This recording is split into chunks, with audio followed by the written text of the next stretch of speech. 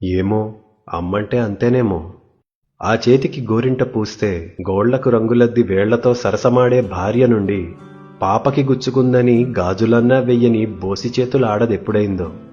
పడుచుకళ్ల చూపులు పొడిచేస్తుంటే సిగ్గుతో సర్దుకుని మురిసిపోయే కుర్రది. పరాయి మగవాళ్ల మధ్య పట్టించుకోకుండా కొంగుని కప్పి ఆకలి తీర్చే తల్లెప్పుడైందో.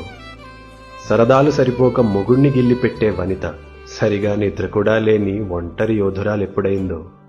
ఏమో, అమ్మంటే అంతేనేమో.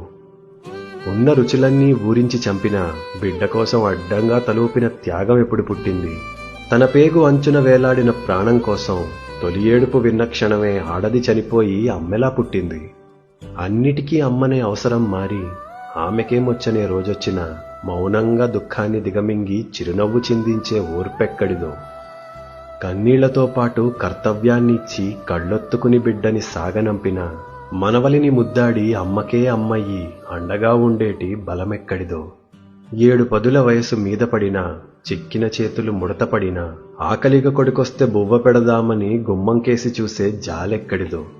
గొంతులో గంగతో వీడ్కోలు చెప్పినా గుండెతో దీవించి జగము విడిచి ఓ పాత చీరని హత్తుకుని పడుకుంటే గాఢంగా నిదురనిచ్చే హాయెక్కడిదో. ఏమో, అమ్మైతేనే ఇలా ఉంటుందేమో. బంధాల కడిలి